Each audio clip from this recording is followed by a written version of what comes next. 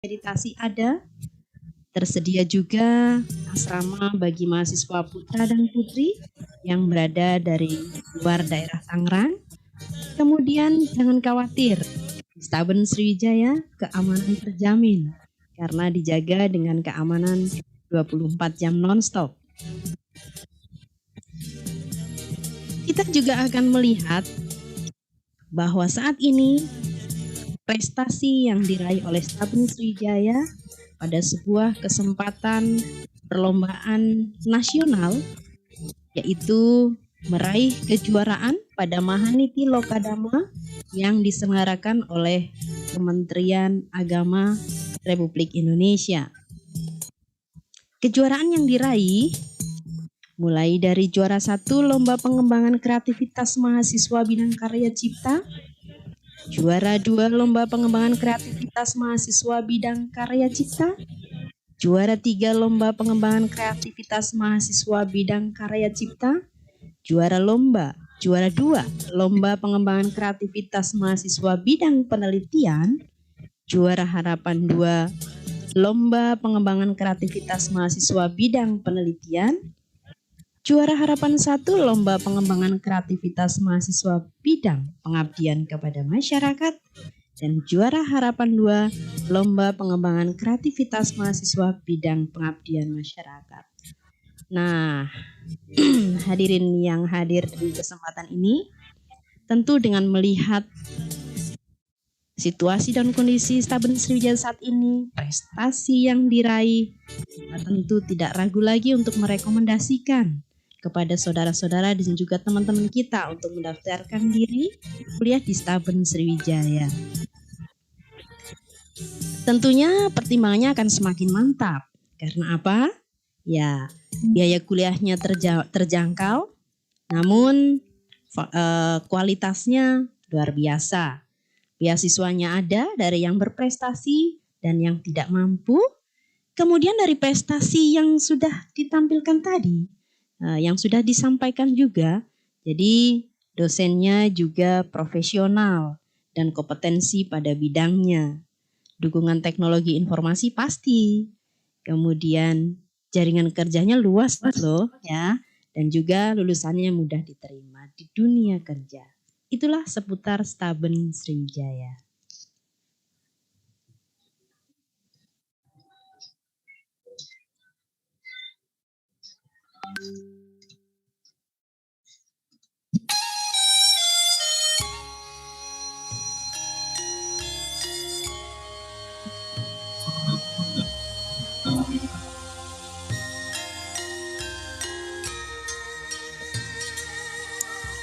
Welcome Most Venerable Dr. Dhamammapiya to our Zoom platform.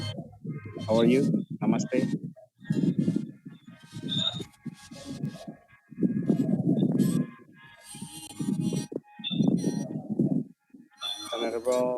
Most Venerable Dr. Dhamammapiya, can you do some audio checking? Hello, good morning. Yeah. Good morning. Namaste. Namaste, namaste. How are you, Venerable? Fine, thank you. Yeah, we are about to start the meetings, but before we going to our main events, there were some pre-events that we are going to follow through. So welcome aboard, Venerable. Yeah, fine. Just you let me know when to start, then. Okay, maybe there will be moderator, no? Yes, I will be a moderator, but okay, there is somebody who will help us to follow the rundown, the MC from our students. Right. So somebody will request me to come Yes. and talk.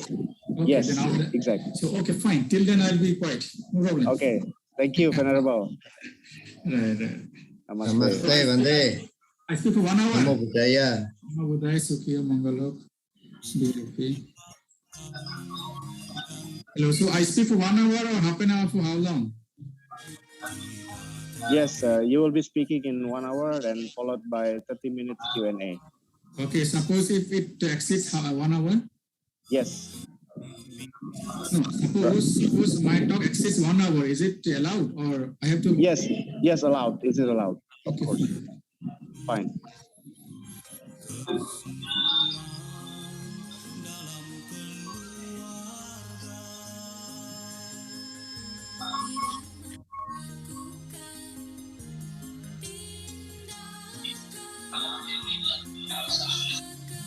Okay, Pak Waluyo and Pak Marja, you can start with the rundown. Yeah.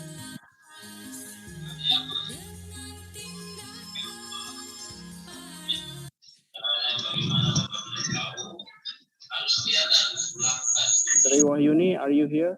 Unit? Yes, Mister. Are you ready? Okay. Yeah, ready. Wait ya, Pak Waluyo will start the rundown first. Okay. Ya, silakan Mbak Sri Wahyuni dimulai.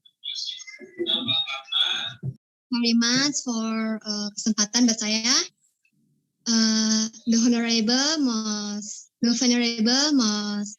Court Speaker, the Honorable the Chairman of Sriwijaya, the Honorable the Moderator, the Committee, the Lecturer, Recording in progress. and the participant, and to all distinguished people that cannot I mention one by one in the Zoom platform. Good afternoon, salam sejahtera, Stuki Hontu, Namo Buddhaya. Welcome back to the special lecture 16th batch is organized by Sriwijaya Academic Circle Community of Sriwijaya State Buddhist College of Tangerang, Banten, Indonesia. But before that, introduce myself. My name is Sri Wahyuni. You can call me Unit or Uni. Signal, so yeah. Yeah, sir.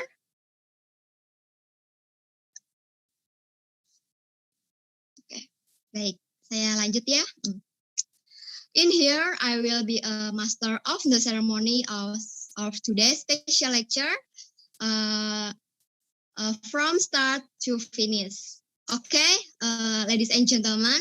First of all, let us sing a national anthem of Indonesia Raya and March Taban Sriwijaya. For us, welcome to playing the music.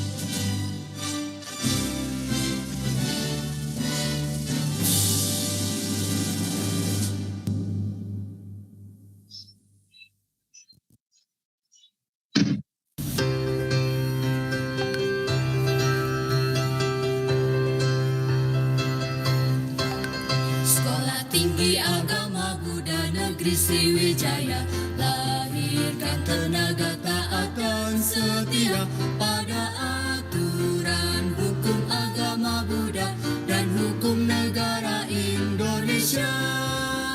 Gerak dan langkah maju di dalam satu irama, ilmu yang bermanfaat untuk sesama, meyakini hukum karma itu ada agar kelak hidup kita sejahtera.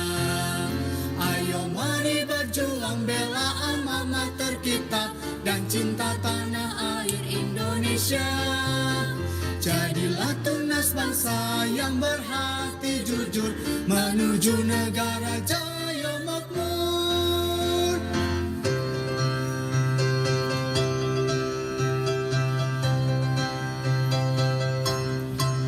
Sekolah tinggi agama Buddha negeri Sriwijaya, lahirkan tenaga taat dan setia pada aturan hukum agama Buddha dan hukum negara Indonesia. Gerak dan langkah maju di dalam satu irama, ilmu yang bermanfaat untuk sesama, meyakini hukum karma itu ada agar kelak hidup kita sejahtera. Ayo mari berjuang bela alma mater kita dan cinta tanah air Indonesia. Jadilah tunas bangsa yang berhati jujur menuju negara jaya makmur. Ayo mari berjuang bela alma mater kita dan cinta tanah air Indonesia. Jadilah tunas bangsa yang berhati jujur menuju negara jaya makmur.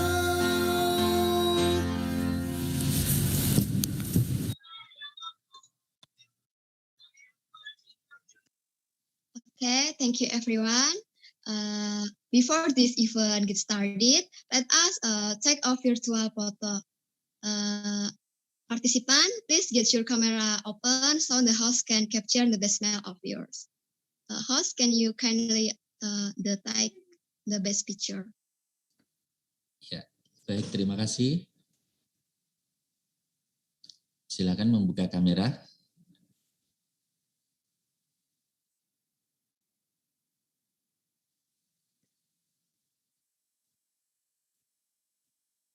Ya, ada 2 slide ya. Yang pertama,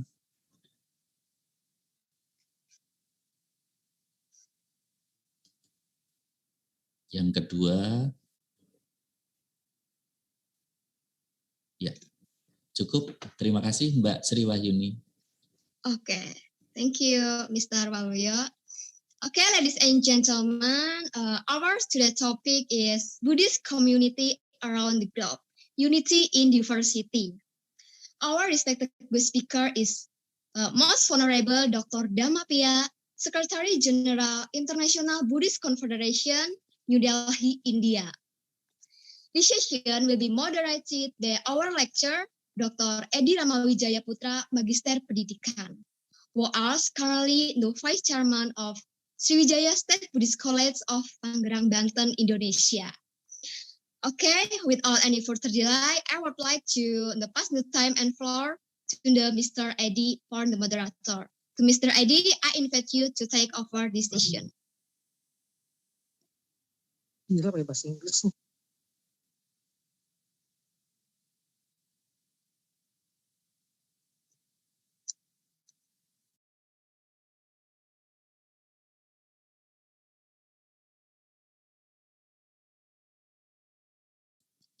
Sepertinya Mr. Edi keluar dari Zoom, mungkin bisa langsung dipersilakan kepada Most Venerable. Oh, okay.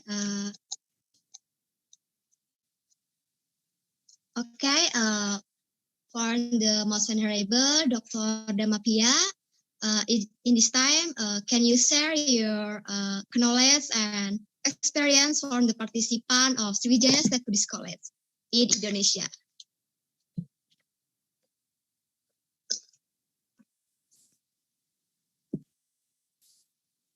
Okay, now I have to start.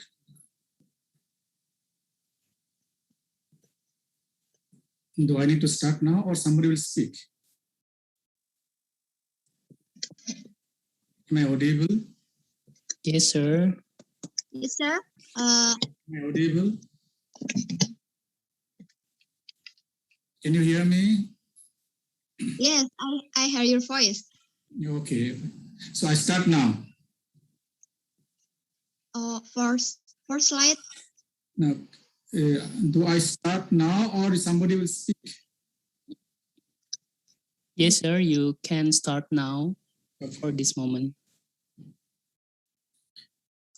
Namo tassa bhagavato arahato samma sambuddhassa. Namo tassa bhagavato arahato samma sambuddhassa. Namo tassa bhagavato arahato samma sambuddhassa. Buddham saranam gacchami, Dhammam saranam gacchami, Sangham saranam gacchami, Dudiyampi Buddham saranam gacchami, Dudiyampi Dhammam saranam gacchami, Dudiyampi Sangham saranam gacchami, Tatiyampi Buddham saranam gacchami, Tatiyampi Dhammam saranam gacchami, Tatiyampi Sangham saranam gacchami.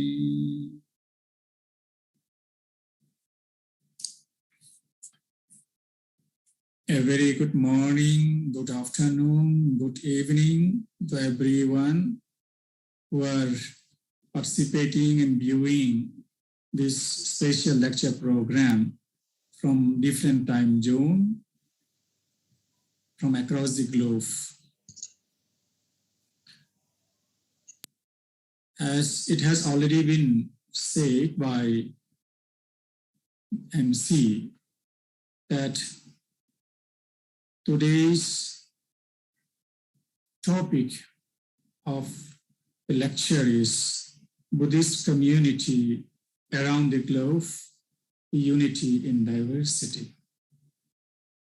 Before I start, may I take this opportunity to express my gratitude and thanks to the organizers, Sriwijaya State University College, Tangerang-Indonesia, especially Dr. Edi Ramawijaya Putra, MP.Ed, Sujianto, MP.Ed, MC, and all those who have been part of this program or the lecture series, which made it possible to make it a reality. We all are here today. Amos, please you reduce your volume. I'm getting distracted.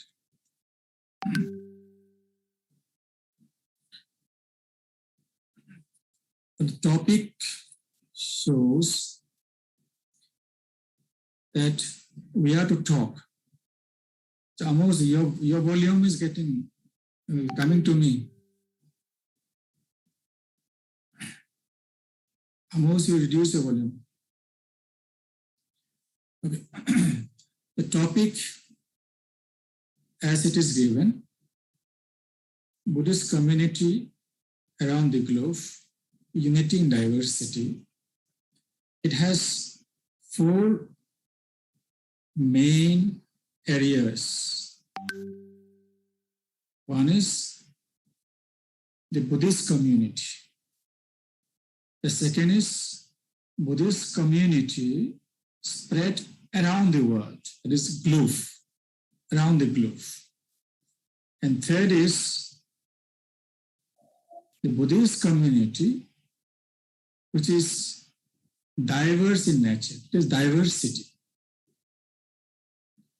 And fourth is, in this diverse Buddhist community, whether there is a unity.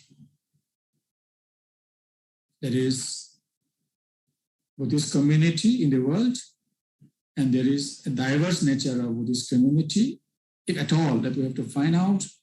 And in this diversity, whether there is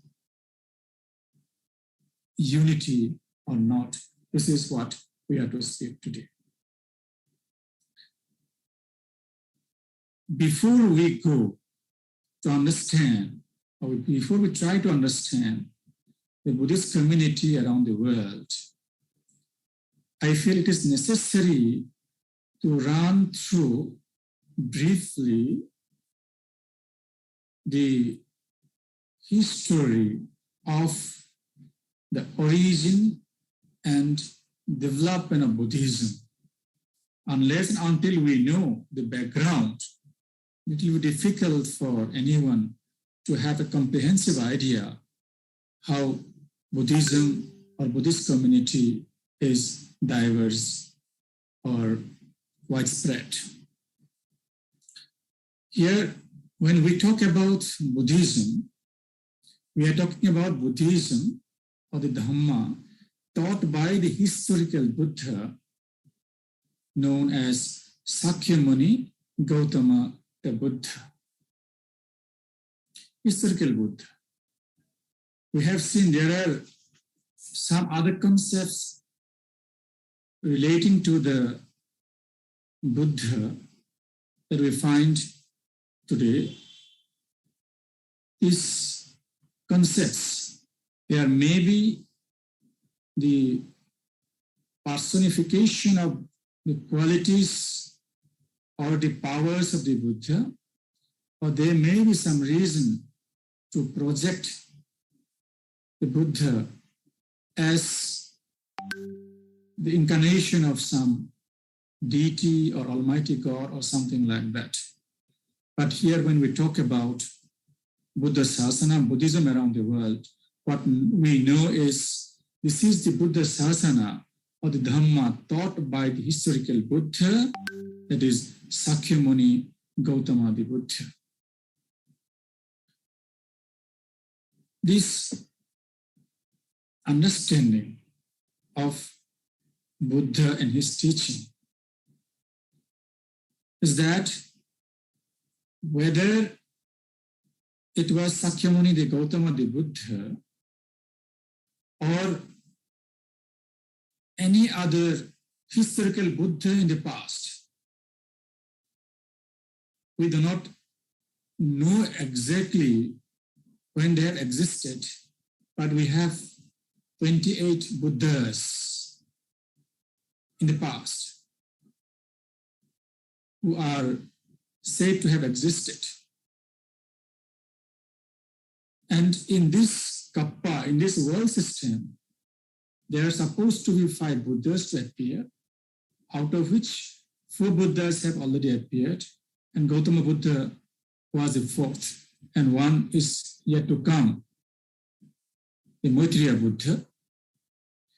So here, whether it was in the past, long back, or the Gautama Buddha, all the Buddhas, the historical Buddhas, they teach the same Dhamma.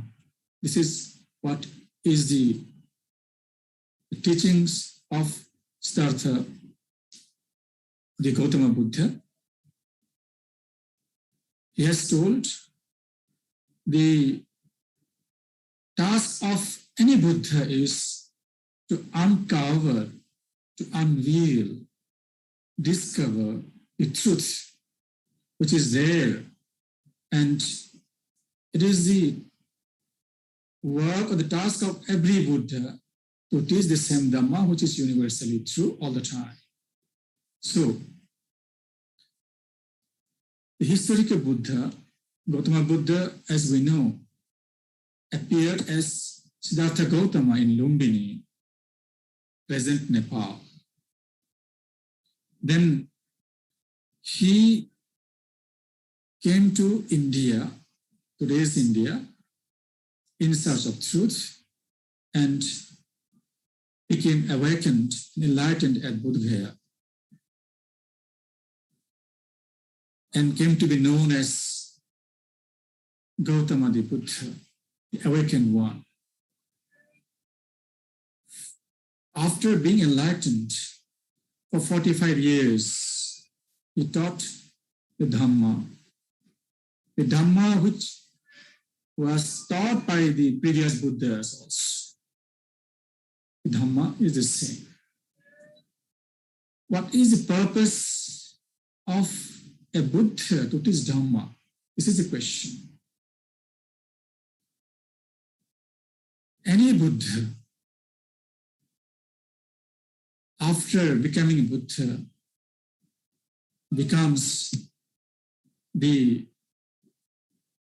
reservoir of boundless compassion, metta, karuna.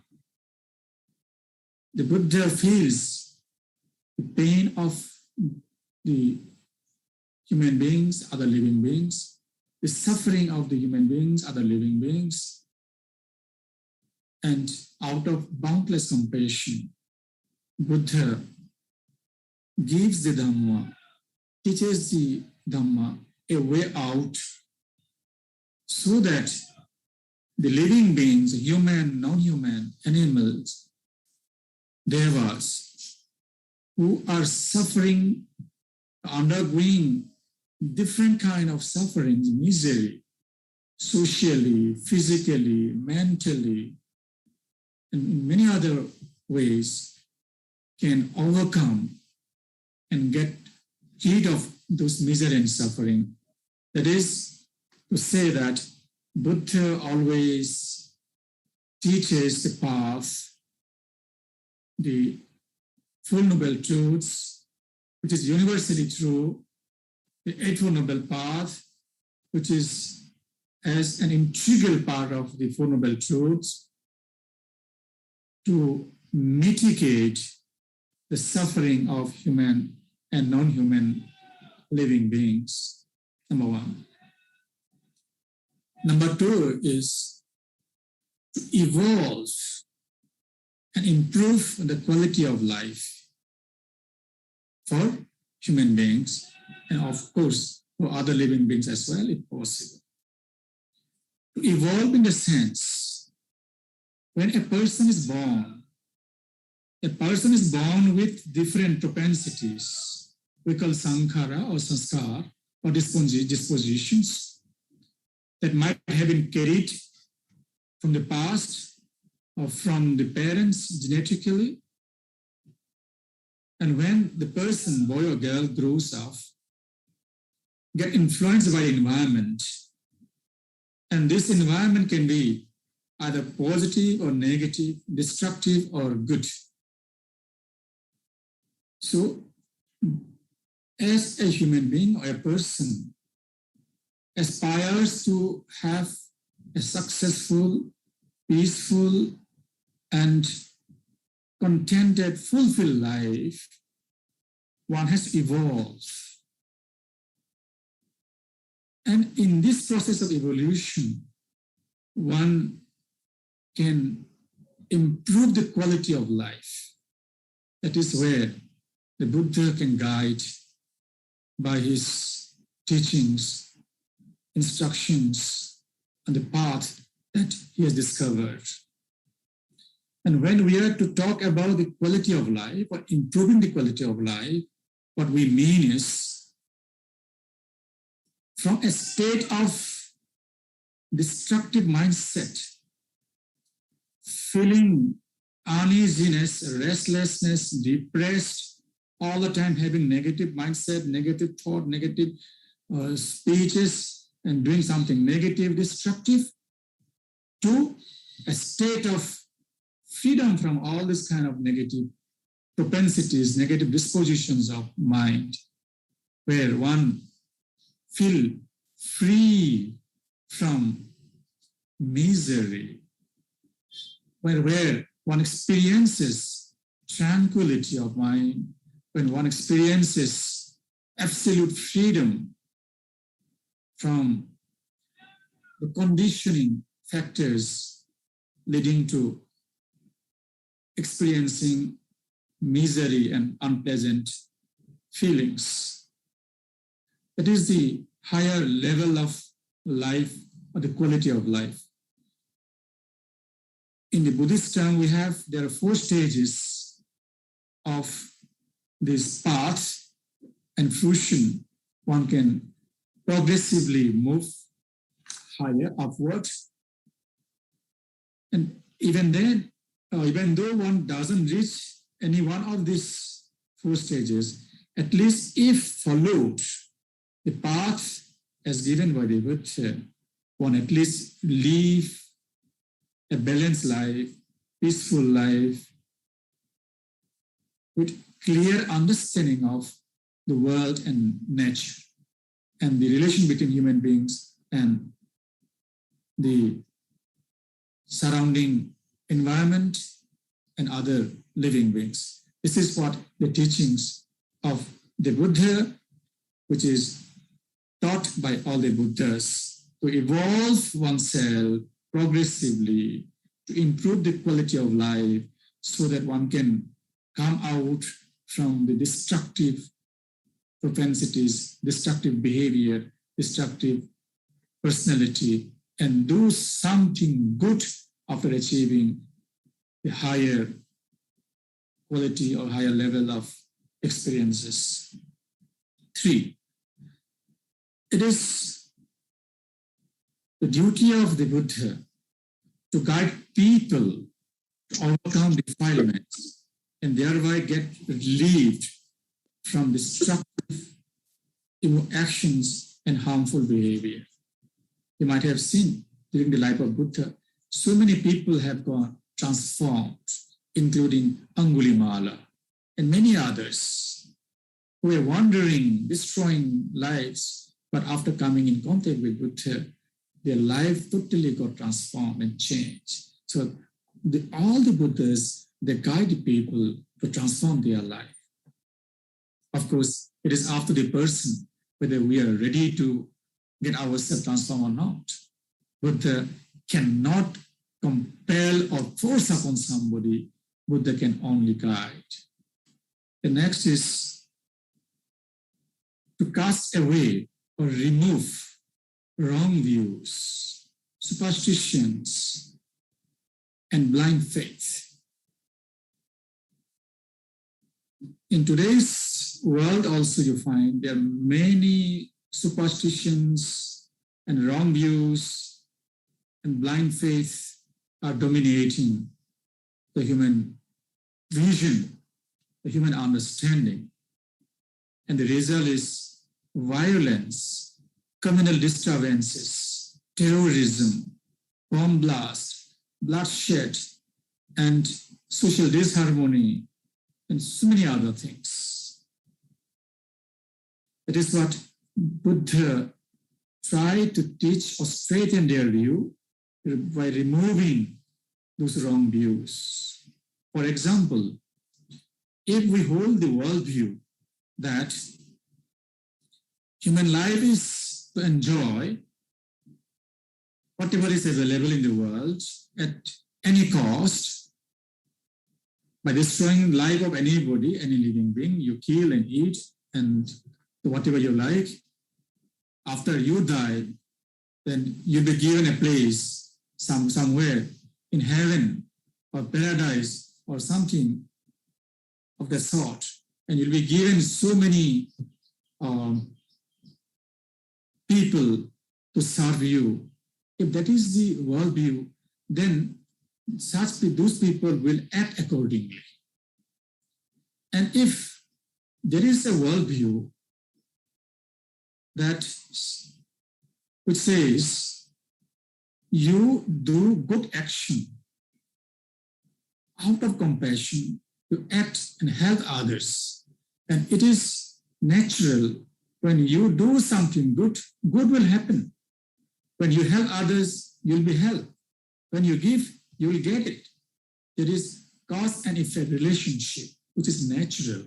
So when you live a life where you keep helping others, doing service to people, and purifying yourself, when you die, naturally you'll be given, by nature, you'll be getting to a place where you'll have better, peaceful, happy life. So see, the worldview differs. That's what Buddha has taught us, to have clear understanding of the law of nature. Like a scientist, how a scientist gives or tries to understand the law of nature, how it functions. So Buddha also has given us, or asked us to understand the law of nature, so that the wrong views can be removed and truth can be established. People will see the truth by oneself and come out from the wrong views, which are really destructive. Then, to provide a path that elevates the human mind and feelings, that leads to complete freedom from destructive propensities and misery.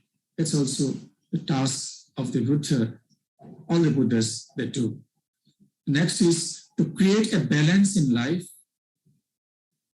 and in society, and establish a harmonious relations with nature and all living beings on this planet Earth for harmonious coexistence. This is what very important when we follow the path of truth with clarity and act out of compassion by feeling the pain and misery of others, and will not harm and hurt, because we know how the other living beings also go through the pain and suffering. And this is what the Buddha teaches. All the Buddhas teach the same Dhamma, to establish balance in society and in our relation with nature and around the world, which is very much necessary today, that we don't only destroy forests, destroy the animals, destroy other species for our pleasure, for our development, so-called development. We have to understand what Buddha said, that have a simple life, a beautiful life, good life, happy life, peaceful life, contented life, because we have to take into consideration other living beings as our own siblings. For human beings, suppose we are one brother and sister, then the animals are also of different species. They are also our siblings because we share the same planet Earth. We don't have exclusive right only to live for us and destroy the other living beings. That's what the Buddha taught us, to create or maintain a balance between the nature and human beings. And if we see the 45 years of spiritual journey of the Buddha, Gautama the Buddha, we find during his 45 years, he traveled from place to place, carrying out the message of the Dhamma through his disciples to benefit the masses. There we find he had opposed the false views. At that time, there were 60 kind of false views, where it is understood or believed that by sacrificing animals in the name of God or goddess or devas, your suffering, your misery can be mitigated or removed. You can, if you think a little bit, you can understand the misery and suffering, all the problems in your life is caused by not any god or goddess.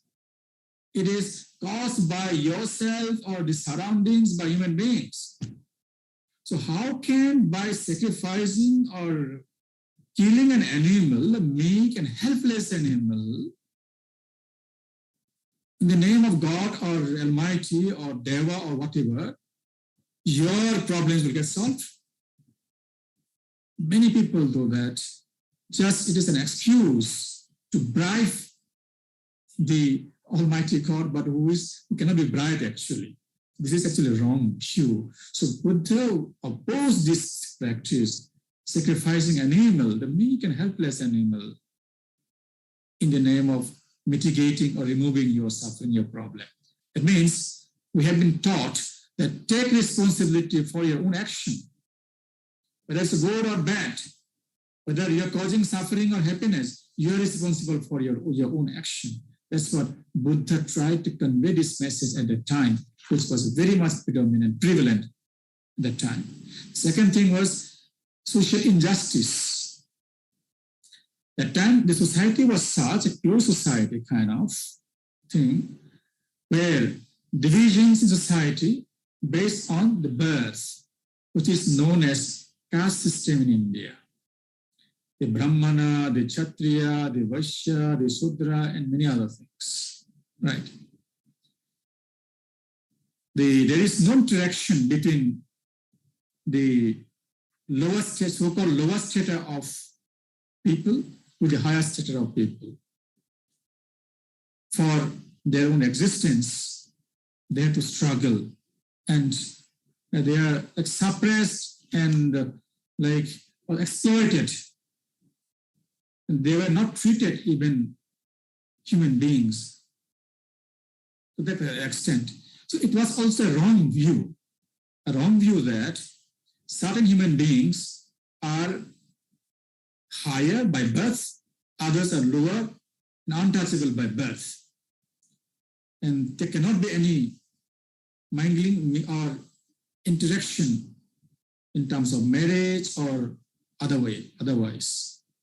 There Buddha has shown that, welcome, anybody, you can become a monk, a nun.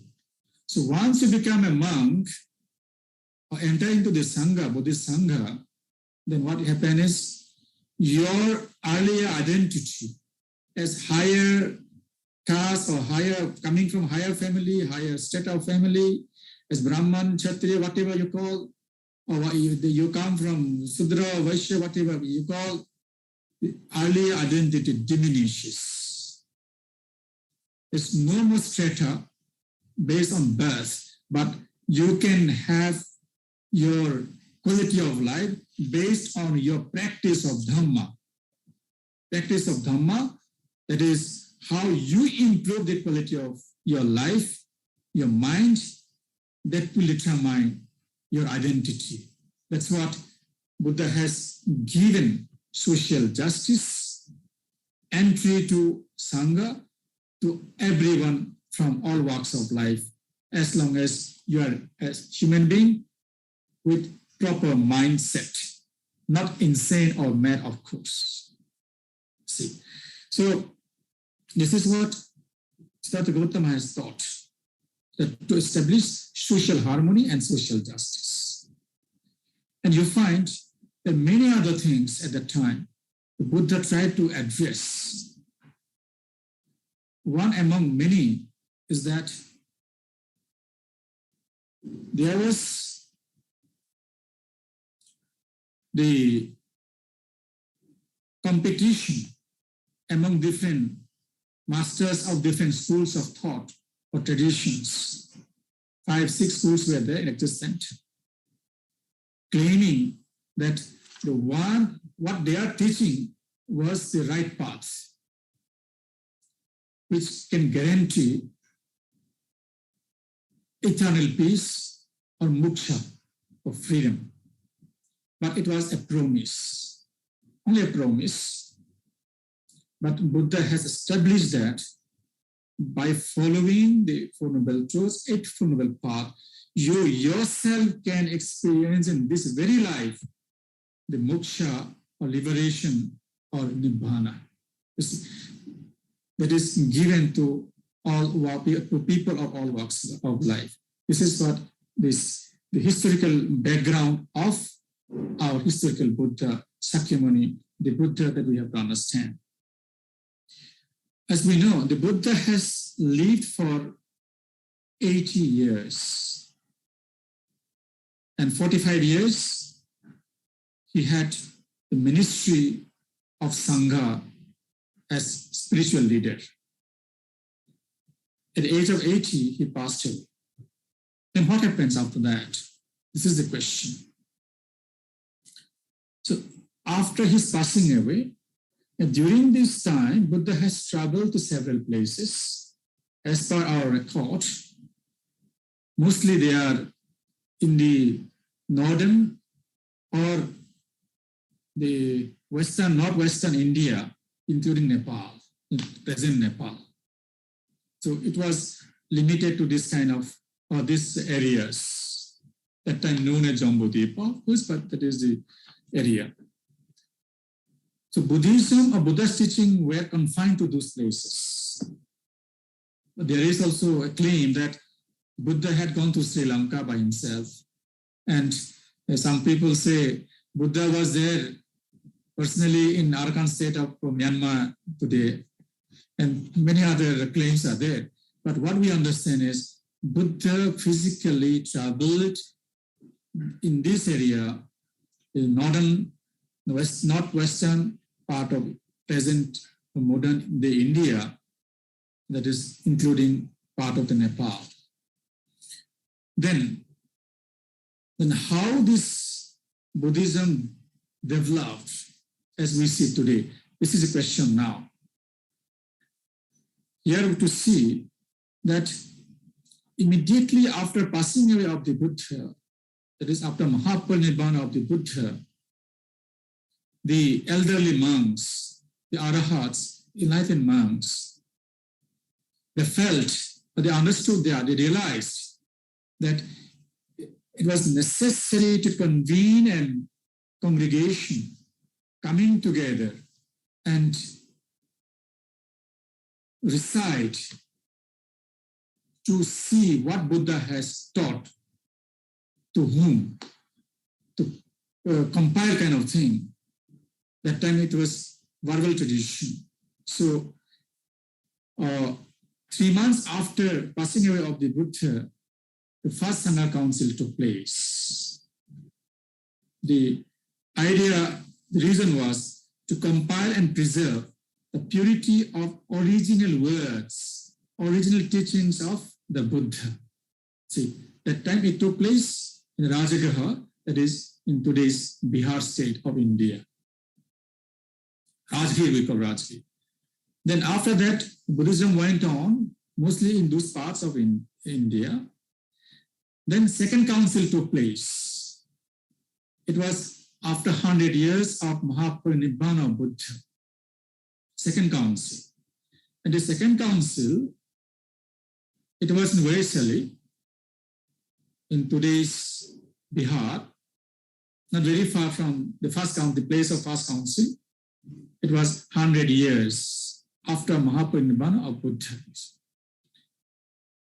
And the second council was very important to note. The Vinaya rules were kept intact and strictly followed by the Sangha members for 100 years. But there was a reason probably to relax some of the minor rules or just to bring about some changes. As time passes, conditions change and things change and adjustment is required. So there was a view or some monks, Vajrayan monks, who tried to do something which is in some way transgressing the original Vinaya rules. So the second council took place. The reason was to preserve the purity of Vinaya rules as laid down by the Buddha. That was the reason. So what we see is till then, till 100 years after the Mahaparinibbana of the Buddha, Buddhism remained in India. This historically speaking, of course, there may be different views.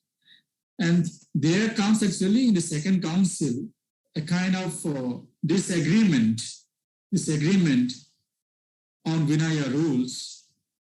among the Sangha members. So when we have to talk about diversity, here I want to point out this diversity doesn't mean actually a kind of this only disagreement, but difference. So this is not rich or complete division, but there can be differences, the same thing. So the differences or diversification, the seat was seen in the second Sangha Council, that is 100 years after the Buddha. Then we see the third Sangha Council, that is, it was around 250 years after the demise of the Buddha or Mahaparinibbana of the Buddha. The purpose was to expel the fake monks and to preserve the purity of the Sangha. See, and it was convened by the royal support of the great emperor Ashoka. So now you see, till second council, Buddhism was confined to India, we can say. And the third council, there was a movement initiated by the great emperor Ashoka, who convened the third council to remove the fake monks. Means by that time, many monks, many people entered into Sangha just for their own agenda or own pursuit, for getting good food or for getting escape from the punishment from the government or the king, something like that. They are not sincere enough, strong enough to follow the monastic rules or to practice Dhamma. So that's just to remove the fake monks. Emperor Ashoka had convened the third council. At the same time, as Ashoka had changed himself as Dhammashoka, full of compassion and knowledge now, he wanted to take the teachings of the Buddha to different parts of the world. You see. So the spreading of the teachings of the Buddha, a journey of Buddhism to other parts of the world, began historically by the missionary effort of the great emperor Ashoka. That's what I want to tell here today. So this Ashoka has sent, as per our record, missionaries, Buddhist missionaries within and outside India to 9 directions. Number 1 is to Gandhara and Kashmir. It includes Kashmir and its north and western countries, including what is now Afghanistan and some Central Asia countries, under the leadership of Arahat Majantika with a group of elders.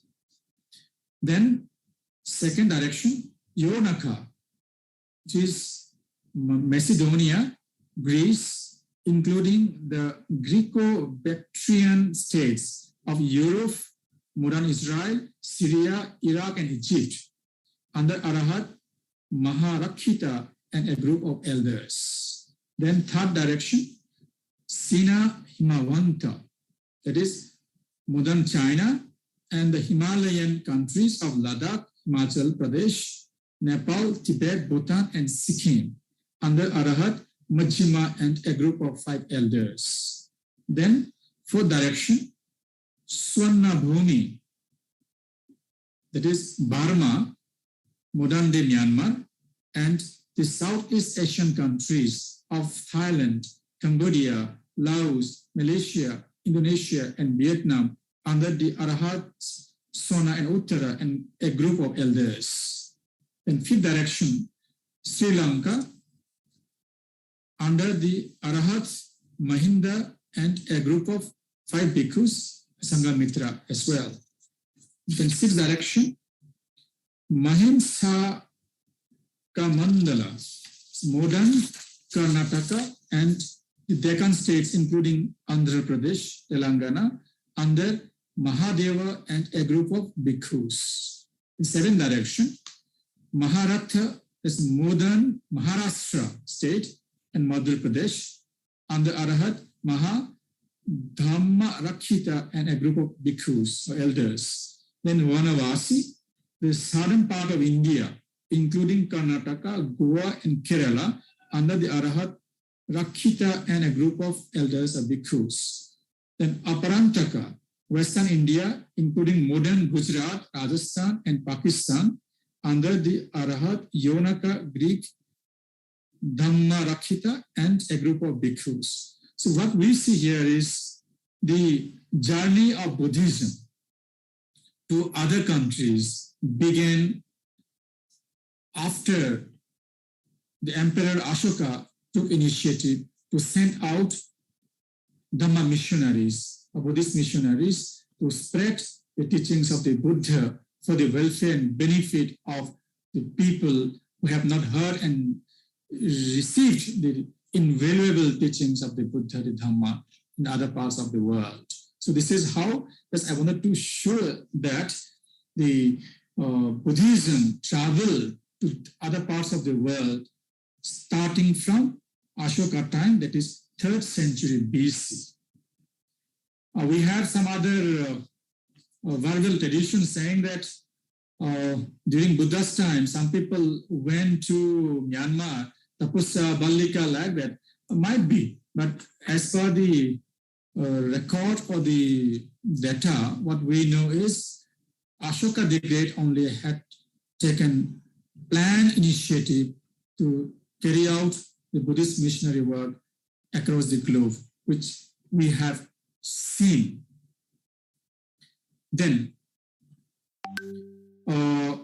when Buddhism traveled from India to different countries, as I have already outlined, that to 9 directions, Ashoka the Great had sent Buddhist missionaries from India.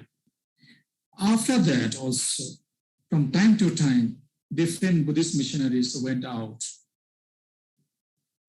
There we see the Buddhism, when it went from India to other countries, it got itself transformed within the periphery of the cultural, social values and practices of that country and region. Therefore, we have nowadays different Buddhist lineages, different Buddhist traditions, different Buddhist schools of thoughts that spread across the globe. Here, one important thing to note is that the 4th Sangha Council, I was talking about only till 3rd Sangha Council and emphasizing the role of the Emperor Ashoka, who was so responsible for the spread of Buddhism, what we have today or what we have seen in the past. But the 4th Sangha Council also was equally important for all the Buddhists of the world. This is because in the 4th Sangha Council that was held in Sri Lanka around 450 years after the Mahaparinibbana of the Buddha, the occasion was to compile of the Tipitaka, which was preserved in the 1st council, purified in the 2nd council, and also reasserted in the 3rd council, but all remain probably in the verbal tradition. So it was needed to commit to a writing of the Dhamma. So it was in Sri Lanka that in the 4th council, 4th Sangha Council, the members of the elders, the venerable monks, they have gathered and committed to writing the words of the Buddha. That's why it's very, very important for all of us. Had they not committed to writing, we are not sure what would have been the teachings of the Buddha today. We might have not known, or many of the teachings would have got lost. So we are very much grateful to the Venerable monks and the supporters, the royal patronage whoever has given at that time in Sri Lanka to writing down this Tipitaka. And this,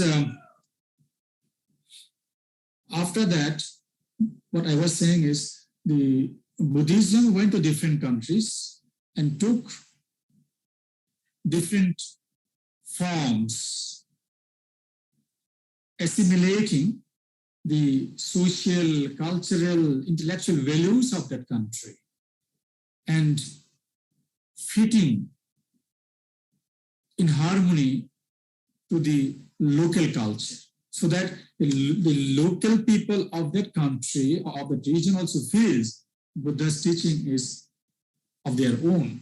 It's not something alien. Alien means something foreign or from outside.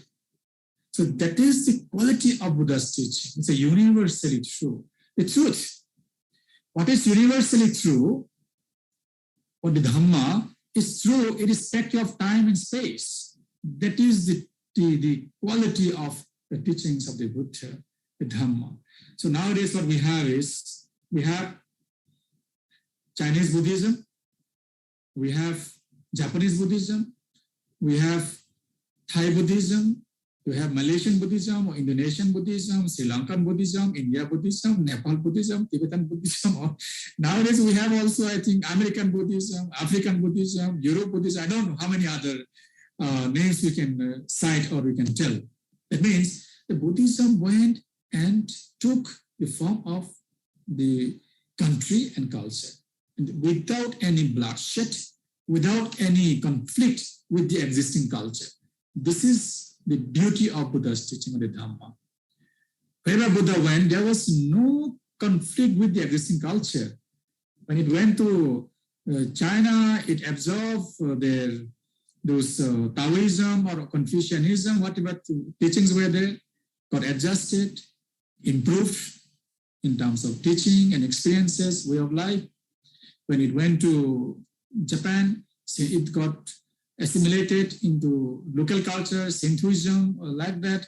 And when it went to Myanmar, they had their own mat puja, things like that. It got assimilated. So it got assimilated in their own culture and traditions. When it went to Tibet, they had their own practices at that time. So it got assimilated, and we have what is known as Vajrayana Buddhism or Tantric Buddhism, whatever, in different countries, in different areas, or in different regions of the world. So now, as almost I am having 2 minutes, and I think maybe another few minutes I'll take. Of course, there's so many things to talk. See, it is the now diversity. The diversity. What I want to mean here is the diversity. I mean, how Buddhism is spread across the globe, how it went.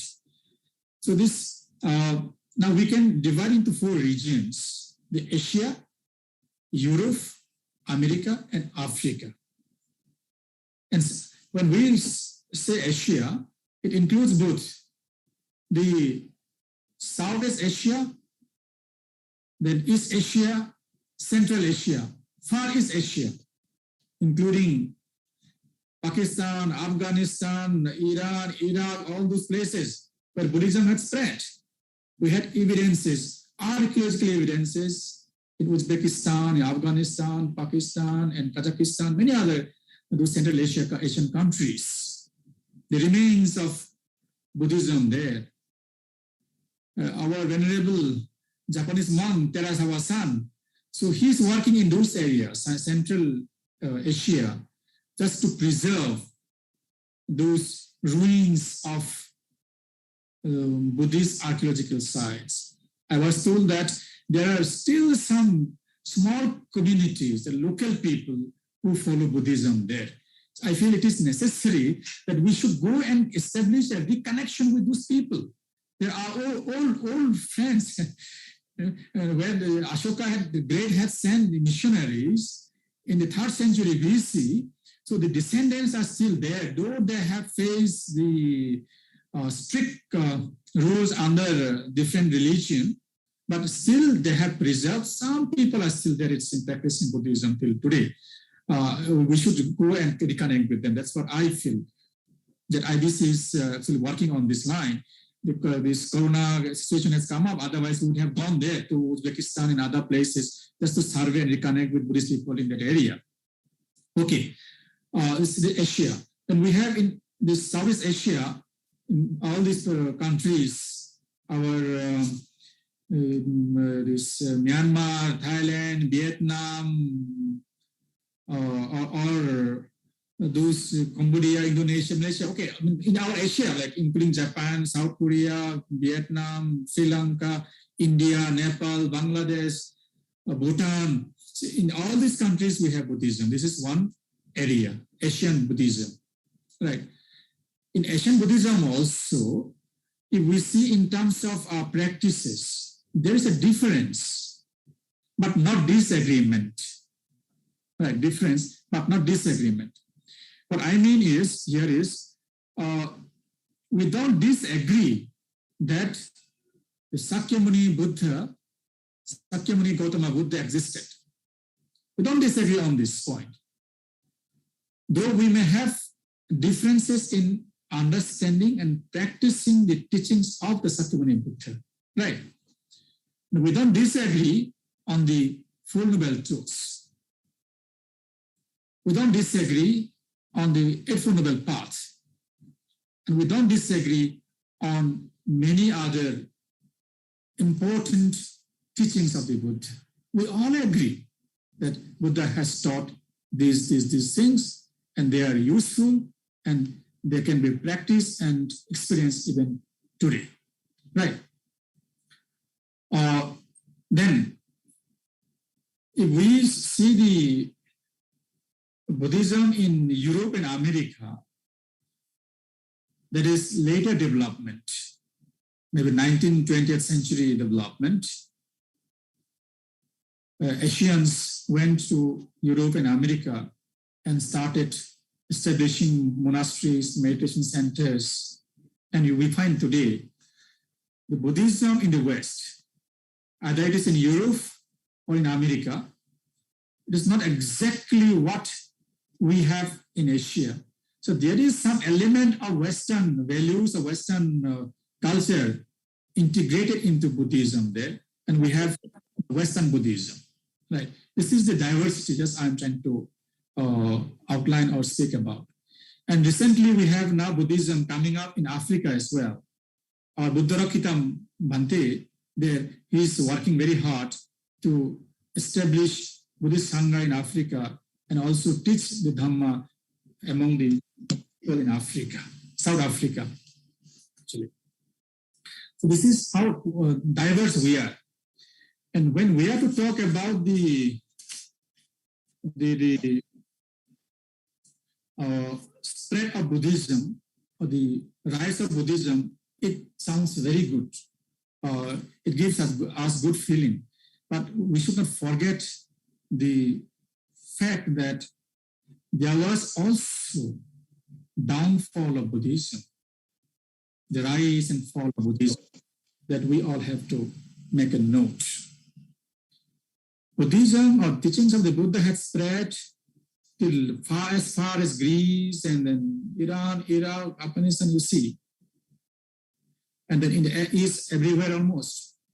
But in India, in Nepal, in India, known as the origin of Buddha Dhamma, the homeland of Buddha Dhamma, or Buddhism. It had seen the rise and spread and glory of Dhamma Buddhism from the time of Buddha, you can say, till the time of Ashoka and till almost 6th, 7th century AD, almost 900 years, we can say, 900 or 1000 years. The Buddhism was established in India, throughout India, you can say. The justification or proof for that is you dig anywhere in India, you will find nothing but the ruined Buddhist monasteries, Buddhist caves, Buddhist viharas, Buddhist monasteries, Buddha statues, something or the other get unearthed, coming out from the earth, from the soil of India, which had been buried or gone into this underground for various reasons, maybe natural reasons, maybe human reason, maybe some other reasons. But everywhere, in every state in India, you find the ruins of the historical, archaeological Buddhist monuments, monasteries, universities, viharas, or something or the other. Every part of India. So we had seen the rise of Buddhism in India, but of course, we had also seen the fall of Buddhism in India. Today, in the 21st century, we have 130 crores. That means almost 1.3 billion Indian population, out of which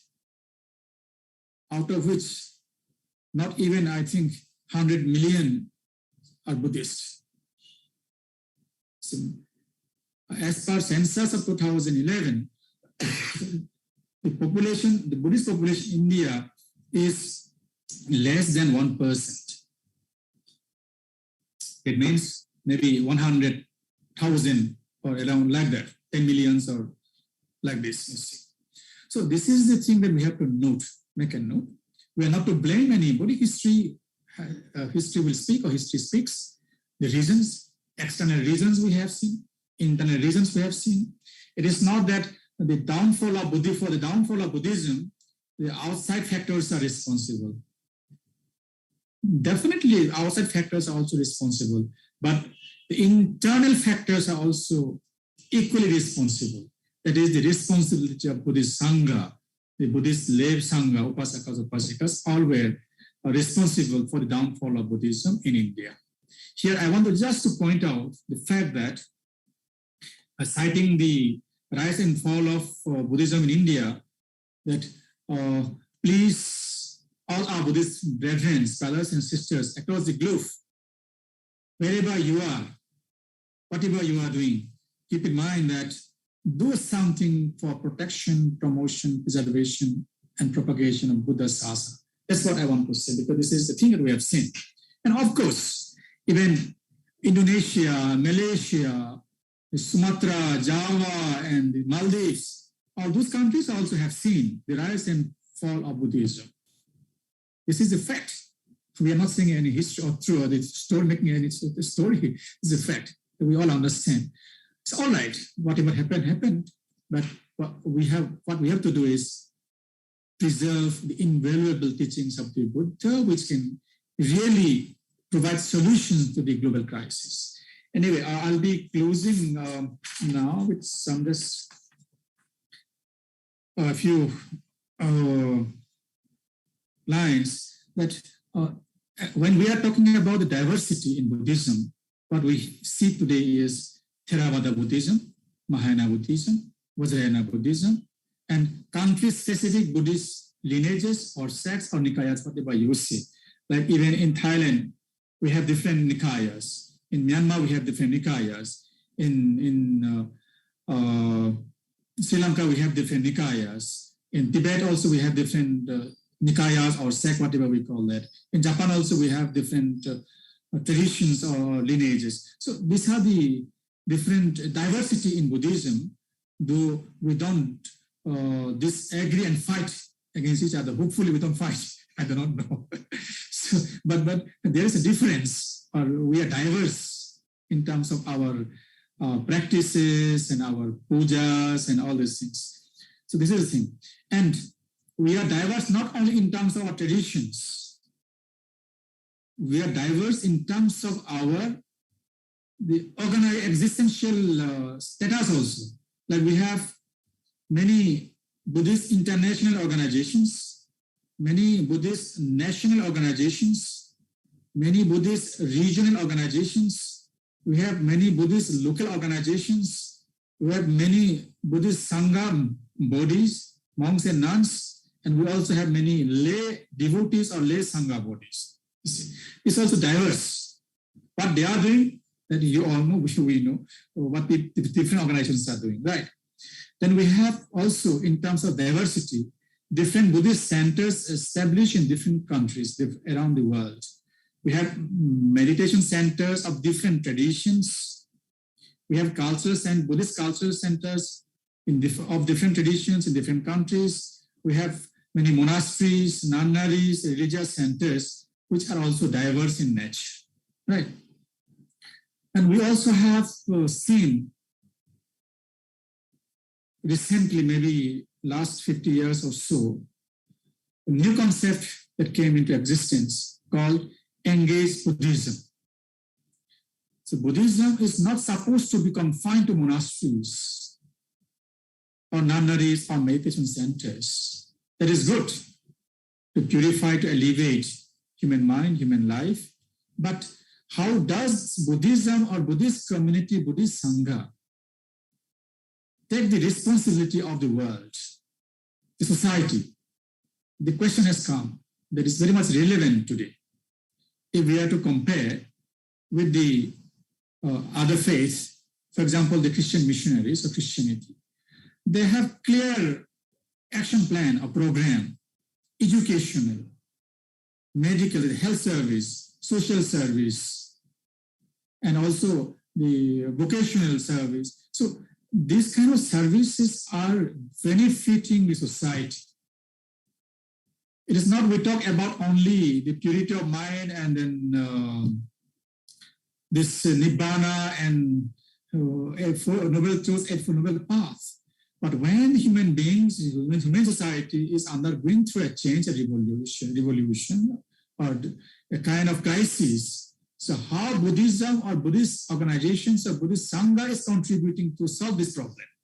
Then there is this engaged Buddhist programs have come up. I think this is very important. We all need to consider this program where some of our brothers and sisters have taken up social welfare programs, educational projects or programs, youth training programs or projects, and Sangha training programs or projects that being taken up by different Buddhist organizations and our Sangha members as well.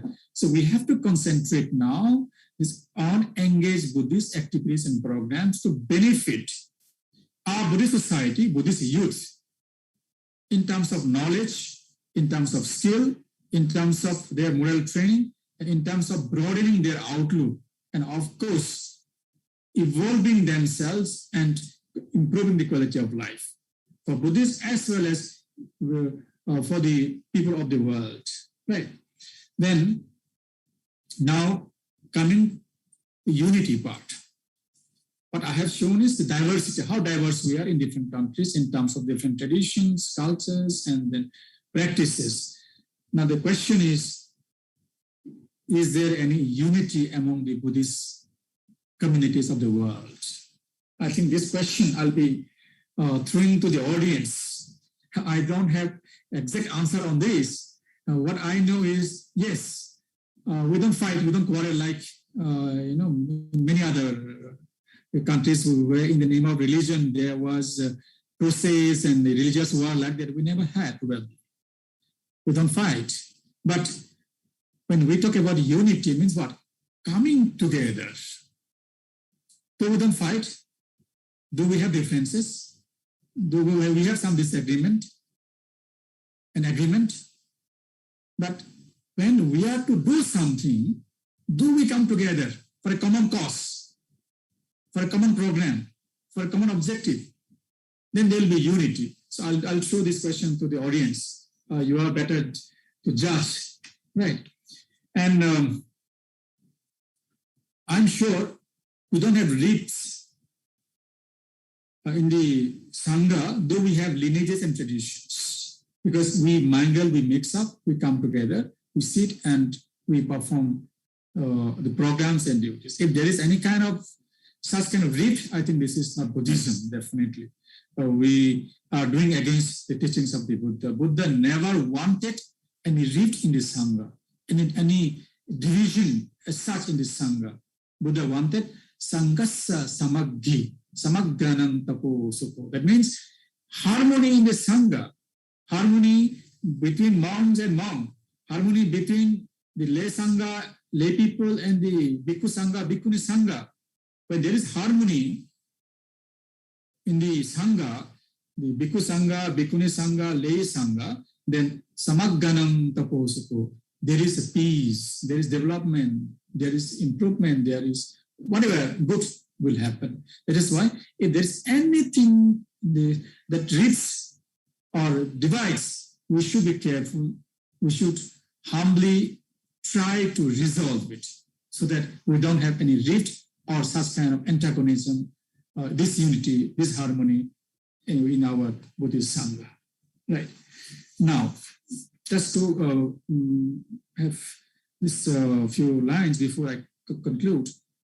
Now, we have to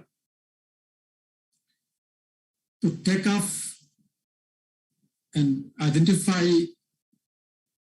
what we as Buddhist communities should do. That is, taking off collective responsibility to address different issues. Issue may be global in nature, a global crisis, global issues. Or it may be local in nature.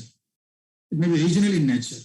It may be social, environmental, cultural, spiritual, or of course, we are not political. Those who want to do political different thing, I don't have anything to say, but I don't want to get into politics, political issue, right? So what we are trying to do is something that Buddhism or Buddhist community can contribute to have a better life, a better world, peaceful, harmonious, and balance in the world and society, so that everybody lives in peace and harmony. This is what I want to say. So now, somebody may ask what IBC is doing, right? So IBC is International Buddhist Confederation, based in India, having its branches or the presence of our chapters and our members in 39 countries, organizational and institutional members in 39 countries. We are operating as in the secretariat based in Delhi. So what IBC is doing, now somebody might ask a question. Definitely, IBC is trying to bring all the Buddhist leaders, Buddhist communities, Buddhist institutions, Buddhist universities, and Buddhist spiritual centers, whatever the Buddhists are doing, together. First is to connect, right? We are disconnected. We do not know who is where. So our job is to first connect, identify and connect ourselves, then to collaborate, right? And do something collectively as responsible global citizens to address the global issues. We are working on that. And due to this COVID-19 problem, coronavirus problem, we have not been able to do things physically or globally, but virtually we are trying to do whatever is possible. Hope we can go out and reach out to the people as soon as possible. Now, here, just to bring up a point is that we, the Buddhist Sangha members, Buddhist monks and nuns, need to have a proactive role in the society, not only taking care of monastery or temple or doing pujas. I understand it is need of the hour now. We also have to take the social responsibilities. Of course, it is the responsibility of lay people, but as the monks are supposed to be the torch bearer or the path shower, so whatever knowledge and wisdom we have to guide the society that we should do nowadays. And in this context, we had in our mind, we should have something like I have known the Christian organizations operating, but they have a good fund earmarked and reserved for the development of Christian run institutions or projects like that. So I think we should have some fun like this, because many people want to do so many things, but Buddhists mostly in India and elsewhere, they are not as rich as, or not as well funded as the other organizations, other faith. So if we are to take the teachings of the Buddha ahead in terms of different social service projects, we need to have some secured funding source, right? That we don't have. So I was proposing that we should have something called International Buddhist Development Fund, right? So Buddhist rich people and Buddhist countries like Sri Lanka, Myanmar, Thailand, Cambodia, and other countries should contribute to this fund, and the fund should not be with some individual. It should be run by some committee designated by those countries or people, so that at least we have some reserve fund, International Buddhist Development Fund. So those organizations who want to carry out Buddhist propagation or Buddhist projects or programs, at least can apply for soft loan, if not grant, at least soft loan, so that you take a loan from your soft loan without interest or with minimum interest and do your project and return. So in this way, at least the Buddhist organization will get some support or help. This is my proposal. Kindly, those who are now in this program, you think about that. This has to go. Otherwise, so we are disconnected. We have no proper system to support our projects, and we are doing on our own in a small way and disconnected. So we should have now some consolidated support system. Okay, and to develop and propagate or revive the Buddhism in India. That is the thing we have been discussing for a long time. And we have started a project proposal in my native state, Tripura state, IBU, that is International Buddhist University. The government of Tripura has already given LOI, the permission to start this university, but there are some official procedures yet to be completed. So we need actually support of different kinds from our Buddhist brothers and sisters to make this International Buddhist University in India to be run and monitored by Buddhist community, by Buddhist people, for revival and promotion of Buddhist culture and teachings in India. This is a very important project, very much necessary. We don't have much time also. Government has given 3 years time. After 3 years, we have already spent 2 years doing nothing because of Corona situation. Only 1 year left. In this 1 year, we have to do that, for which we need actually financial support and logistic support and intellectual input, all these kind of things. So I would request everyone, kindly, if you have anything to say on these things, or if you're interested, please come and take up this project actually. It's necessary in India, because India is the origin of Buddhism, or the Dhamma, the land of Buddha. So we have to get Buddhism or the Dhamma reestablished in India. It's very important. Kindly help us. Now, at last sentence. IBC's motto is collective wisdom and united voice. International Buddhist Organization always believes and works on this line, that we should take wisdom or suggestion from all the wise people, all the good people and knowledgeable people, experienced people, collectively, and then we do something. Raise a voice means do something collectively. This is what IBC's motto is. And here I would like to end by saying that, following the motto of IBC, let us take initiative on the line that collective effort and united actions. Let us have a collective effort by the global Buddhist community and take a united action to address the global crisis of different nature, environmental, disaster, cultural, violence, and many other things. It is global nature, or regional, or local, or domestic, whatever is problem we can contribute something. And of course, let us collectively do something to protect, promote, preserve, and propagate the teachings of the Buddha for the welfare, benefit, and happiness of all living beings, and to establish a harmonious coexistence, a platform in the world. Bhavatu Sabba Mangalam. Thank you, everyone.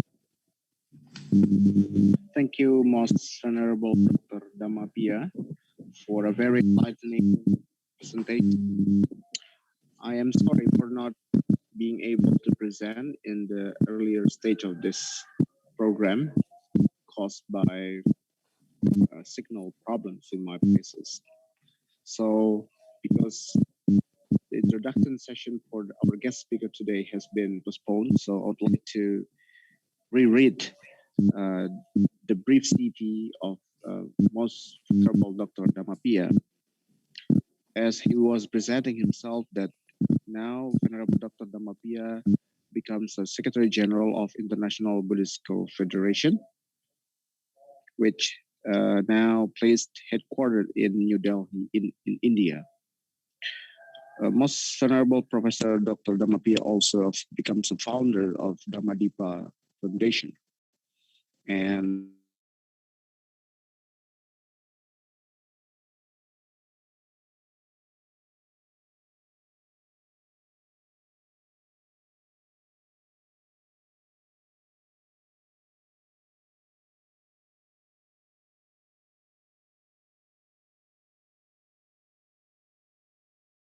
Yeah, Edi Ramawijaya Putra ji, your voice is gone.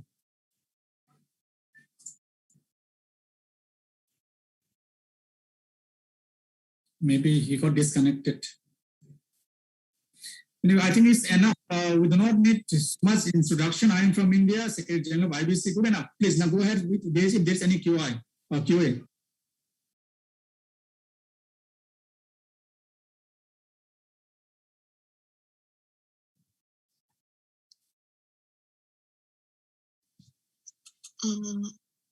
Okay, Bante. Next time is question. In this, have a question from Majaputra from Nalanda.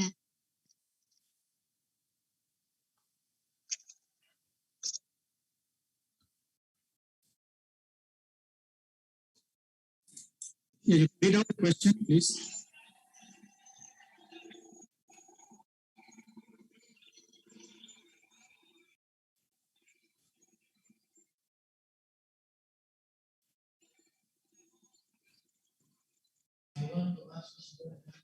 Mbak Sriwahyuni, pertanyaannya boleh dibacakan? Okay, wait a minute. Okay, the question is, why can Buddhist organization exist and be respected? Am I audible? Hello? Yeah, you're audible. Edi? Okay. Yes. Sorry. So let me read in a brief our guest speaker.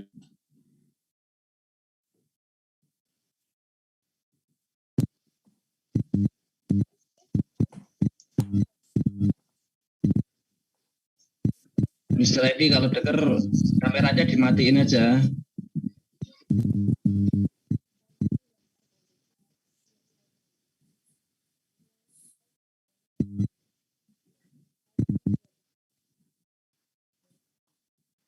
Around the globe is really important, and we should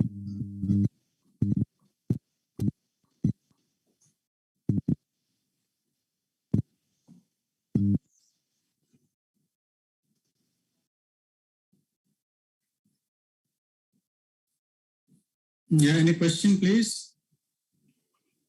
Okay, I'm sorry, Bante. I reply question for Majaputra.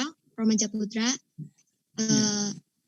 question is, why can Buddhist organization exist and be respected nationally and internationally in the governance of the life of the nation?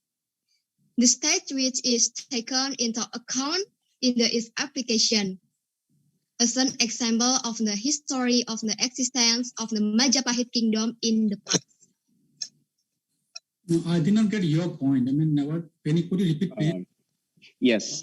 Let me read the questions. Yeah. Why can Buddhist kingdom like what we have here in the past in Indonesian history, like Majapahit kingdom, that cannot be recognized nationally or internationally by the local government at that time? Why is it become a problem?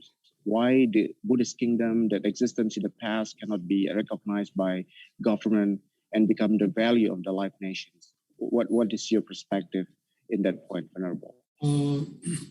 I think the history is history. History cannot be rewritten or erased.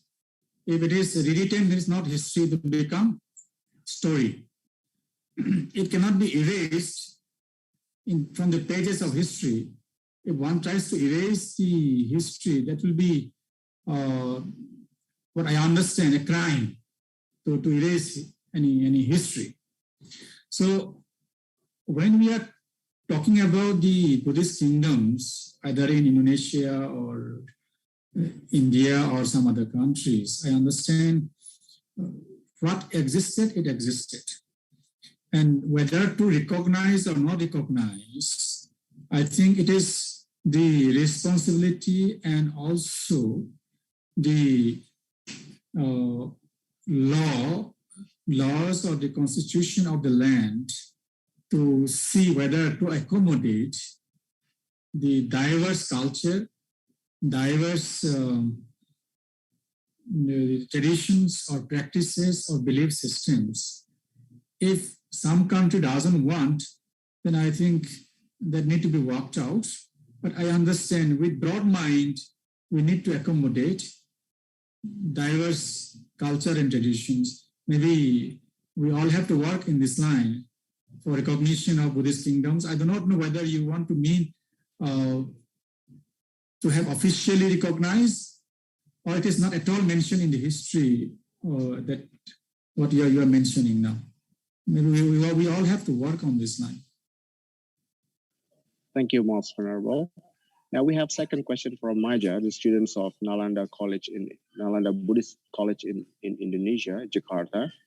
The question is there any other concept beside metta and karuna that we can perform Buddhist engagement, Buddhist engaged? And what do you think about the development of secular Buddhism?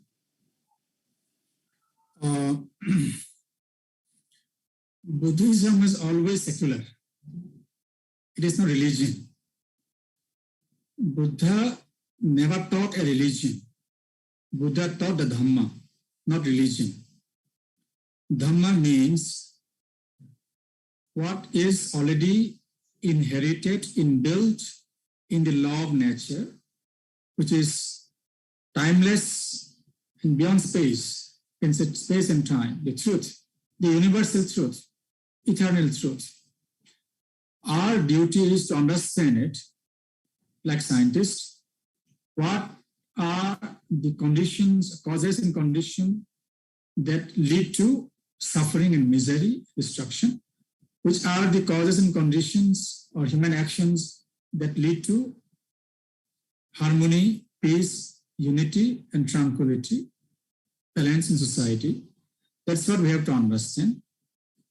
And here, it is not only metta and karuna. You'll find many other things in Buddhism or from the teachings of the Buddha you can incorporate into your practical life. But of course, metta is the foundation for humanitarian activities.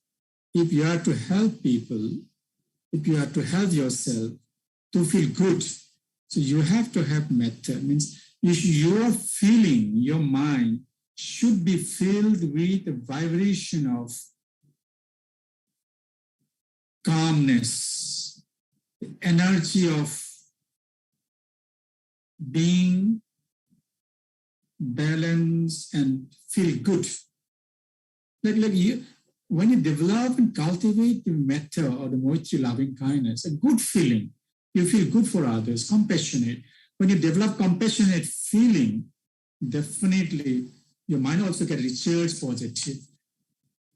when your mind is recharged positively, so all the ripples, those confusions in your mind, they will slowly disappear.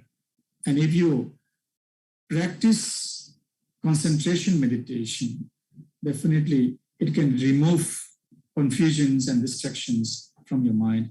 I understand that we do not need to take Buddhism as religion. You take Buddha's teaching, not only Buddhism, not Buddhism also, Buddha's teaching, or any part of the teaching which you find is useful and good for you and for others, you can take it up. It's always secular, you can say. It doesn't have anything with God and Goddess or anything like that. It's up to any person to take anything from the teachings of the Buddha and follow and practice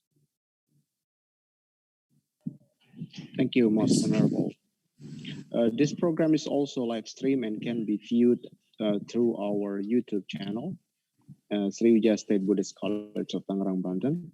So far, we have 100 participants viewing us from live from platform, and we also have the rest of them viewing us from YouTube live stream. So there's a lot of people coming in our program today. This is one of the precious time that Most Venerable Dhamammapiya spare his very busy time in India and share to us very insightful talks, and also the message of peace and also unity among Buddhist communities around the globe. Now we have one serious question that deals with how can youth or youngsters, the millennials today, deals with the differences of the symbolic system in Buddhism. As we have understood that there are so many councils, so many teachings, monasteries, temples, as you mentioned a while ago, and how should the youngsters and the young generation should react and get with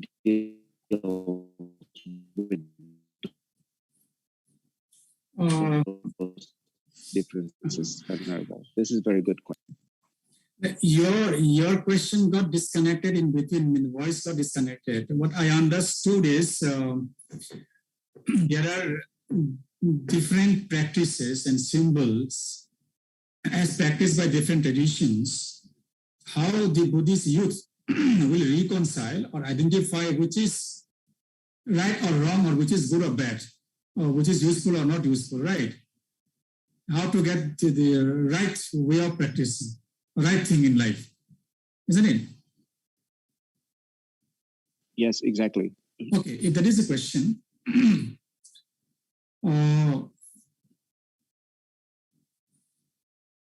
you see, the water, for example, the water is water, right? The water is having two components, oxygen and what? Hydrogen, H2O.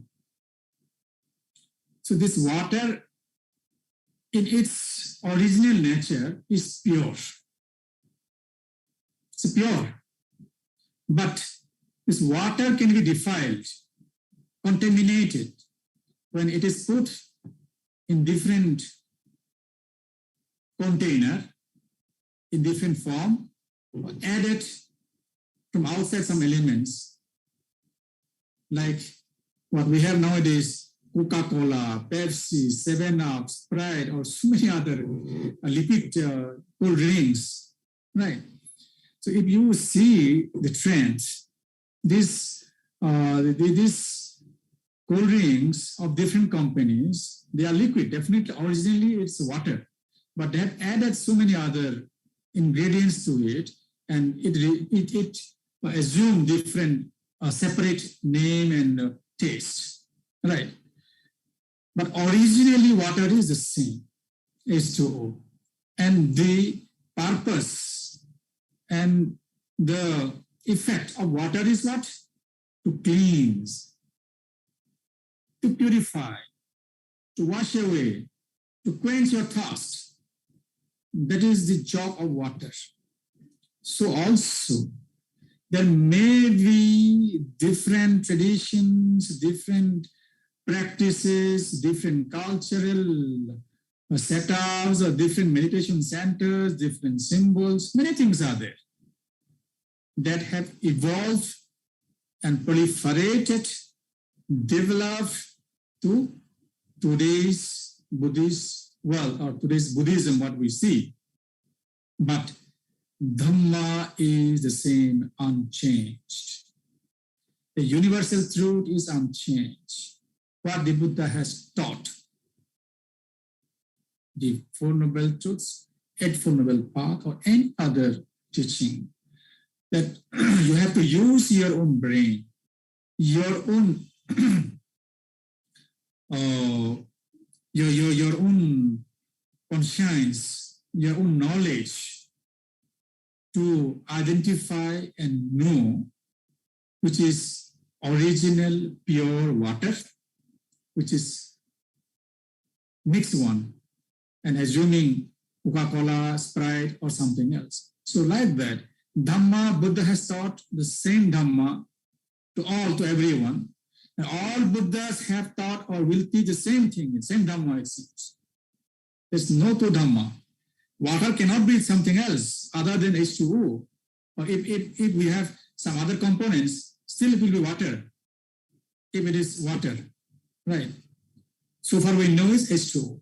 So the job of the water is to quench and to clean. So also the job of the result of practicing Dhamma is to purify the mind, elevate one's own understanding, to have clarity of life. It is not only this present life. One who practices Dhamma, elevates the mind, opens up the faculty of the mind.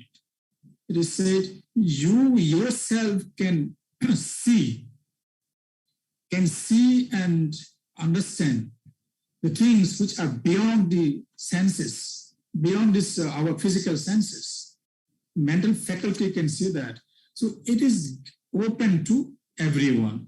So now after you, Prabhupada has asked the question to use your own discretion, your mind, your brain, your knowledge, all the tools, and identify the true Dhamma from among all the things available in the world. And if you find something is good, beneficial, useful for you, for the result which is aimed at for practicing the Dhamma, you can go ahead. I think I cannot suggest go for this, go for that. Again, it will be my personal feeling or my personal understanding. It should be decided by you, right? Yeah, any other question, please? Thank you, Most Venerable. We have one last question from Sagoto Tong Changya, Buddhist followers from Mizoram, India. Sorry, her or his question. Is the IBC, International Buddhist Confederation, connect with Mizoram Buddhist Association and Mizoram Bhikkhu Sangha? If yes, that is good. If not, shall it be connected? Most Venerable, your comments, please. Yeah, we have tried to convene or organize different programs. That is called, we had one in Guwahati, that is Northeast India Buddhist Conclave. It was held, I think, in February, almost. Probably 3rd and 4th of February, probably, if I am not mistaken. And we also had in such kind of Buddhist conclaves in Arunachal Pradesh, that is in Dirang. And we had in Uttarakashi, that is in Uttarakhand, state of India. We had similar kind of Buddhist conclave in Leh, Ladakh. We had similar kind of Buddhist conclave in Himachal Pradesh, Shimla, Himachal Pradesh. And we also had similar kind of program or the Buddhist conclave in Kolkata, West Bengal, state of India. And we are planning to have similar kind of series of those programs, this kind of Buddhist conclave across India. The idea is to establish a connection between different groups of Buddhists or different traditions of Buddhists living in different parts of India, to identify, to connect, then to collaborate or cooperate. So this initiative IBC has already taken off, but due to COVID-19 situation, we have kept ourselves quiet. Now we are not able to go out and do anything physically. We are in touch with Buddhist monks in Mizoram, like Buddha Jyoti Bhante, Bhikkhu Bhadya Bhante, and then some other Bhante, and also your Chakma District, Autonomous Chakma District Council CEM, Buddhodon, and other people also in touch with us. Definitely, when things get normalized, when COVID situation is improved, we'll be resuming our initiative to connect with Indian Buddhists in the future.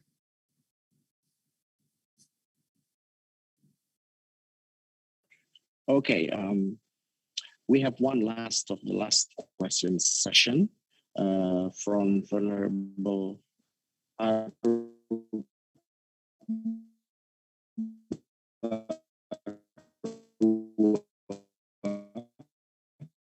SBA. You can open your mic, or host may help him to open his mic. I could not hear anything. Deliver the questions. Or can you deliver your questions to the Most Venerable? Good morning Arif. to my friends in Dhamma and Bandana Bhante. I am Arif from Shillong Buddhist Association, Shillong. Okay, good. I am very glad to hear your speech after a long time. That was in Guwahati. If I remember, you were also there. So thanks for inviting me. And like I'm very actually a good follower of International Buddhist Confederation, and moreover, the work that International Buddhist Confederation is doing right now, which is simply awesome. Second thing is, I would like to give my gratitude and thankfulness that the help you have given to the state of Meghalaya for 5 oxygen concentrators and 50 oxygen cylinders. That was something which actually highlighted the Buddhist society here in Meghalaya and Shillong. Even the state government also is very pleased after meeting me in that case. So my one simple request to Bhanteji, actually we have around 4,000 acres of land here in Shillong Buddhist. Probably you know much better than me because probably you have visited here. So there are 2 organizations, we have a school here in Shillong, that is the Buddha Vidya Niketan School. So my humble request to you, Bhanteji, I have tried my level best to contact people from the center as well as the Department of Art and Culture, which is not successful from my side. So I want to build a Ashok's pillar here in the temple premises. We have a big ground here to save and protect the land from the different communities here. And enclosures, okay. Okay, what is the question? Like you want some financial help from the ministry? No, sir. We, Bhanteji, it's not about financial. We want some approval from the center so that the center direct intervenes into that place and help us in building the Ashok pillar. Okay, thank you so much. Okay, thank you so much. I think that we can talk personally in our level. Yeah, very true. So, Bhanteji, it was very difficult to catch, to get hold of you. Thank you. No problem. We have our IBC contact number is there, so that we can sure. separately. That is our issues related to Indian laws and things. Okay. Okay, please. Now, any other question or not? Yeah, thank you. Is there another question or we can close? Yeah, I think that is the last questions raised in this event. From behalf of Sriwijaya State Buddhist College of Tangerang, Banten, Indonesia, and the whole academic fellows from our campus and Indonesian scholars, deliver our highest appreciation for Venerable Dr. Dhamammapiya, and hopefully we can connect again in the near future. Or maybe after this COVID-19 gone from the world, we may have physical connections and we can build kinds of academically our campus is really, really happy to have you here presenting your materials, and it was very insightful for us to build peace, harmony, and also connection and unity among Buddhist communities around the world. Now, I would like to invite the MC and pass this event to you. Unit, time is yours. Okay, thank you very much, Mr. Edi, a moderator, for leading the session. And to Most Honorable Dr. Dhamammapiya, has shared extraordinary knowledge for us. And don't forget, thanks for enthusiasm for asking in this session. Okay, next I would like to invite the chairman of Sriwijaya State Buddhist College of Tangerang, Banten, Indonesia, Dr. Sapardi, Sarjana Agama, Magister Humaniora, to deliver his gratitude and hand over electronic certificate for the guest speaker. Sukihontu, Namaste, Bante. Sukyo Mangolo, be happy.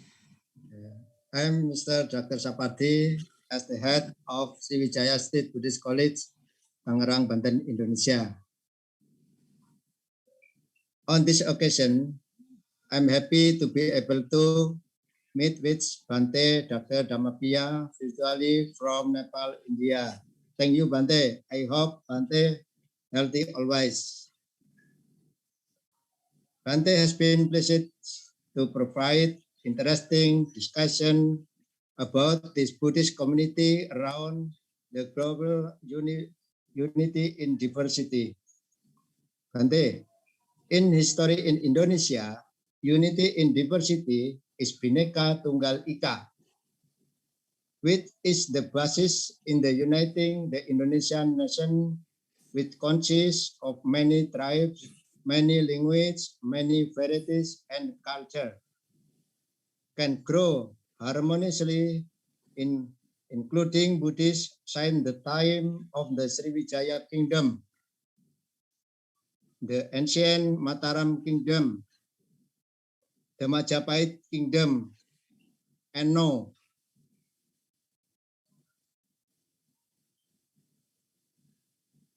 of course, the discussion of Buddhist community around the global unity in diversity that has been conveyed has many benefits that we can get, as well as adding growth, insight to logical, intelligent, and wise thinking.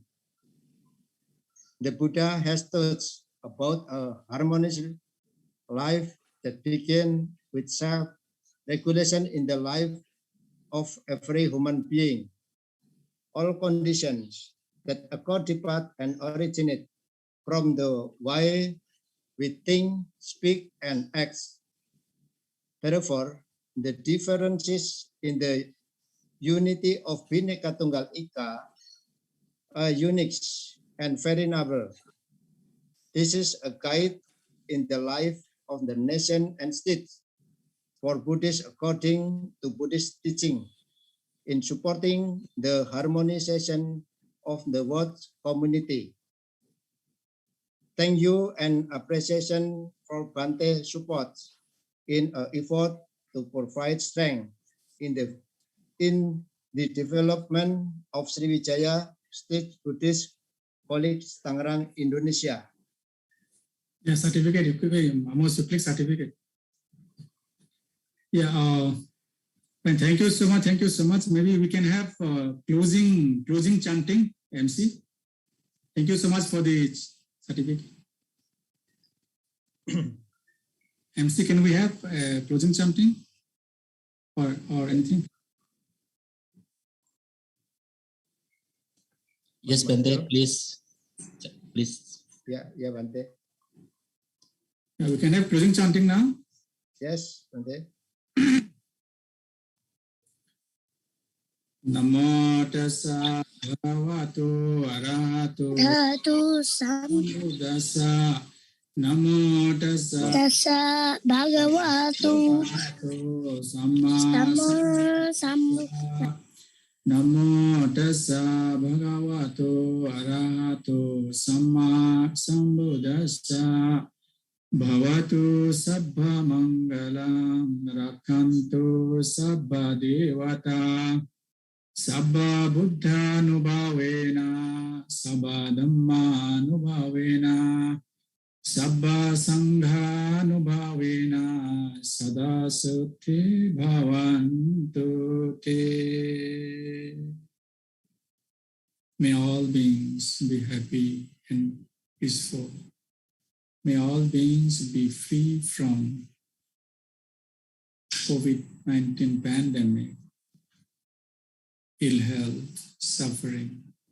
May all beings enjoy tranquility, prosperity, and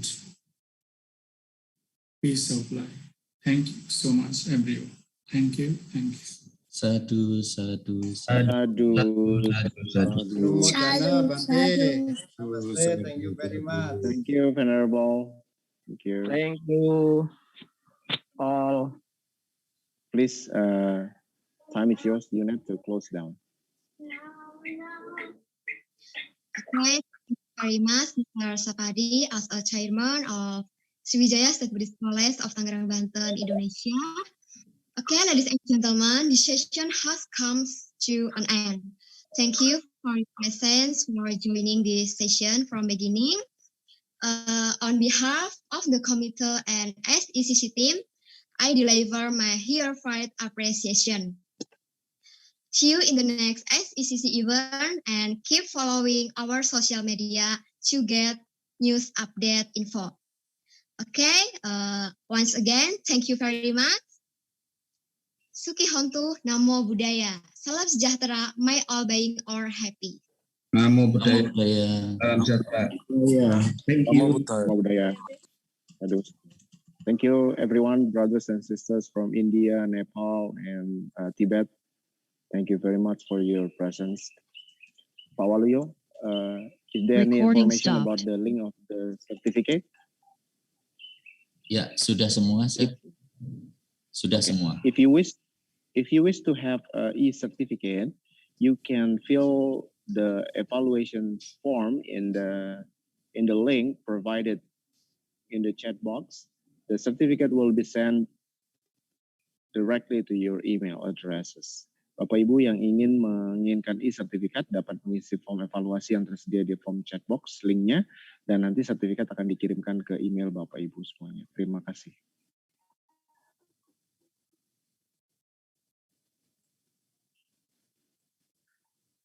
Terima kasih semuanya, sukses, lanjut terus.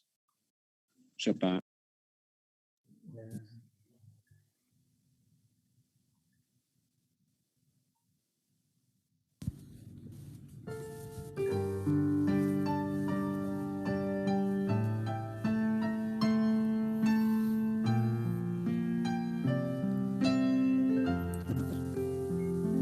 Siap maju melangkah dalam